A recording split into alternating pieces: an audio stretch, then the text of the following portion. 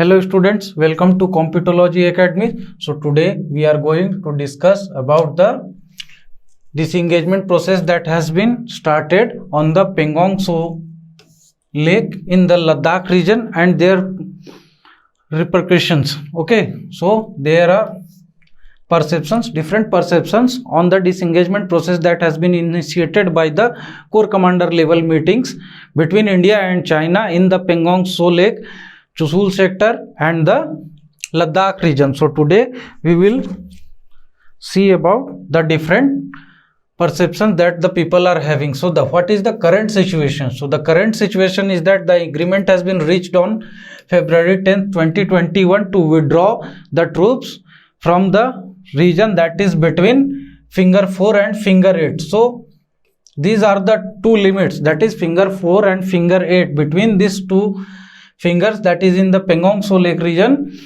that is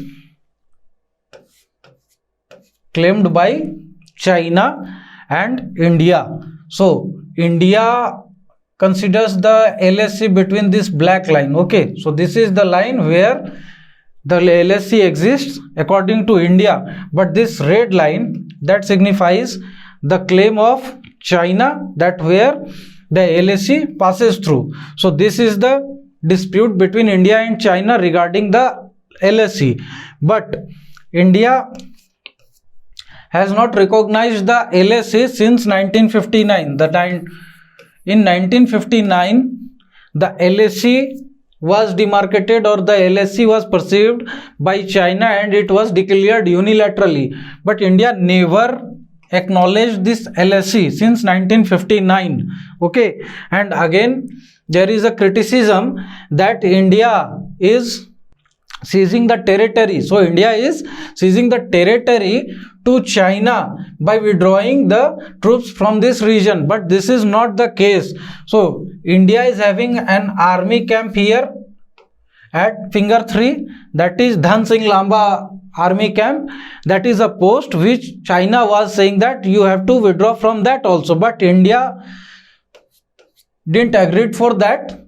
India continued to stay here. That permanent post of India stayed here at the finger 3, and India not considered the demand of Chinese troops or the China's claim that you will have to withdraw from this region also. And because of this, the negotiation got through 10 rounds. So there was 10 round of negotiations. Thereafter this engagement process has started, and because of this location of the army troop, which China was saying that you have to withdraw from this location also, but India didn't agree for that.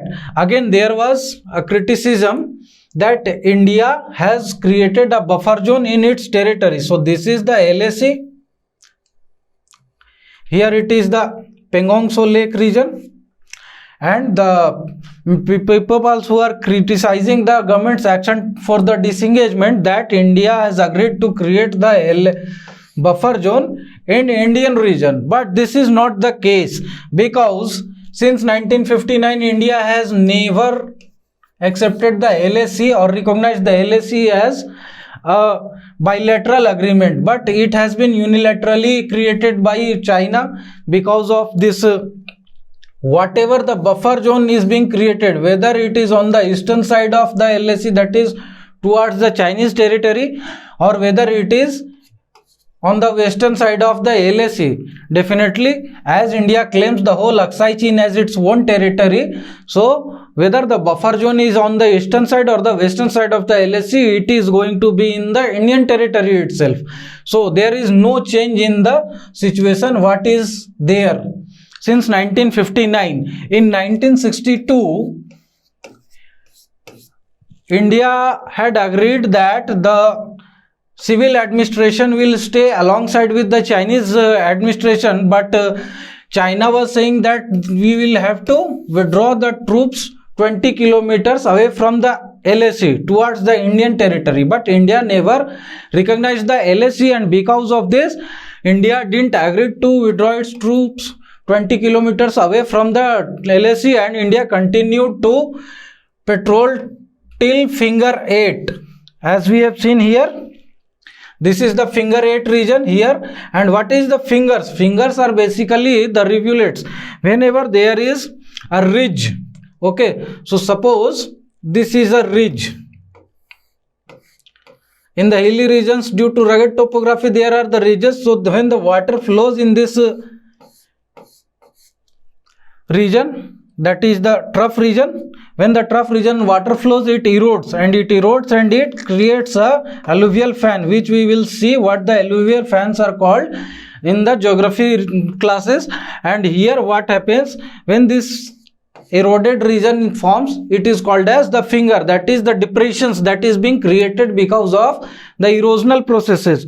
So here these are called the fingers. So till the finger 8, India used to patrol from 1959 till last few decades. But in the last few decades, gradually inch by inch, China showed the aggression, and it restricted the Indian patrolling parties through its vehicular mounted troops till the finger 4 region, and thereafter it started to claim that finger 4 region the LOC exists, and they were saying that the Indian army camp, that is Dhan Singh Lamba camp, or the permanent camp or the army post is illegal, and India should withdraw from that region. And because of this, what happened, this standoff was there since April 2020. There was a standoff between Indian troops and the Chinese troops, and this standoff started because of this dispute only, that where does the LAC exist, and because of this the negotiation started, and there was a confrontation between the Indian troops and the Chinese troops, and India claimed that the LAC exists till finger 8, and we are not going to withdraw from this region, that is Dhan Singh Lamba camp. And because of this, what happened, the negotiation started. Thereafter what happened, India started to claim some strategic posts. So what is the strategic location? So here what happened, here in the Kailas ranges, India brought its tanks to the heights, and thereafter it got a strategic position here, and India started to keep a regular oversight at this Moldo post of China. This was a garrison here of Chinese troops, and here was the garrison of Indian troops. India brought the tank till here, and there was a gap, that is Spangur gap, and through this Spangur gap, or even from the heights itself, India was able to attack the Moldo garrison of China. And because of this, China was facing an awkward situation where it was unable to hold its post in case of any fight. And because of this, China started to consider the Indian demand of where does the Chinese LAC exists, and because of this the negotiation started, and thereafter this withdrawal of disengagement of the troops started, and there was a agreement that till some time there will be no incursion in the region of finger 4 to finger 8, and thereafter India started to patrol till finger 8. India got the legitimacy to patrol till the finger 8, and this was the situation. So why does China agreed to withdraw? Because China was in an awkward situation. Chinese troops were unable to hold the position in the winter condition also, and after that Indian troops are well atmosphere hardened. India is facing this condition since long time ago because of the debacle in the 1962 war, also because of the constant confrontation with Pakistan. Indian troops are well acclimatized to fight in the harsh conditions and in the hilly regions, and because of this Chinese troops were unable to hold the position in front of the Indian troops, and because of this the Chinese troops agreed to withdraw, but they were in a condition where they can't make it open that they are in a position not to hold the position in the Chushul sector also, and in the Rejangla sector also they had to withdraw. But these negotiations are still on. Right now the disengagement has started in the Pangong Tso region. Okay, and again there was a criticism that the government has reduced the budgetary allocation of the army, and in case of two front war India will not be able to hold the position due to lack of fund. But this is not so, because in the recent budget 18.75% increment has been given to the army budget, and this is highest in the last 15 years. So this is the case in the last 15 years. This is the highest increment or the budgetary allocation increment for the army in last 15 years. Also 200 crores. This is the amount which the position holding, the people holding the position below the post of vice chief can also approve, and this has been made as the non-lapsable fund. And also this is the amount of fund which has not been reverted back to the finance ministry since last 4 years. So this, after the approval of this fund and the given the authority to make the procurements of this amount, the utilization of the funds is going very smoothly, and army personnel are getting the good equipments in last 4 years. And this is the situation which negates the criticism that there is the less budgetary allocation. Also the strategic infrastructure has been built in various sectors in last few decades. There were approval of various strategic infrastructures, but their completion was not so smooth, and the government was not taking the pain to complete it in the war footage mode. But in the last few years, what has happened?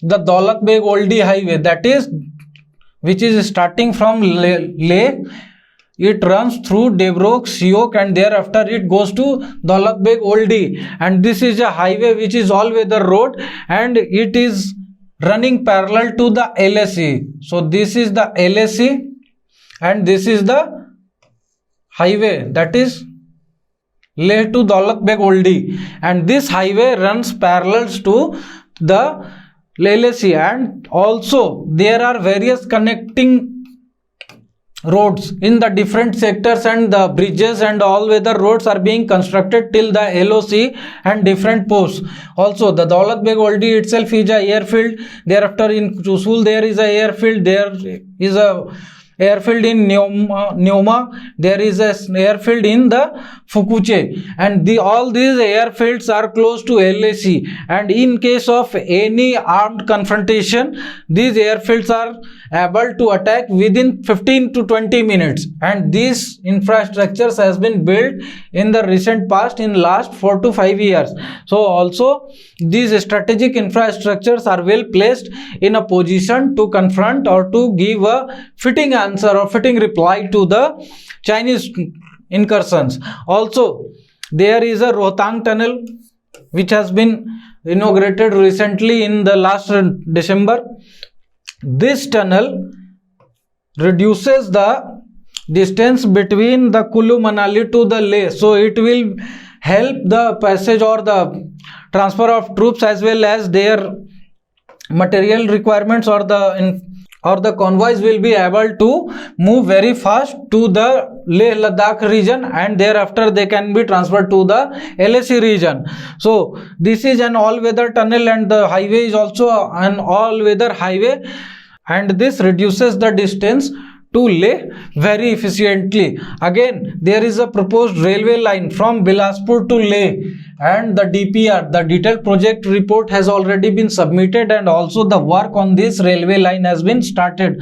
So this Bilaspur Leh railway line will make more efficient movement of the army troops as well as their other material requirements, and this will again make it quite easy for the army to face any aggression by the Chinese troops. So all these efficient moves by the government will provide a fitting reply to the Chinese aggression, and it can help the Indian troops to face a two-front war even in case of the aggression by Pakistan as well as the aggression by China. However, it is well said that it is easy to say that we can hold the two-front war, but it is not so easy to face the two-front war, as it will increase the materialistic cost as well as the need of the troops as well.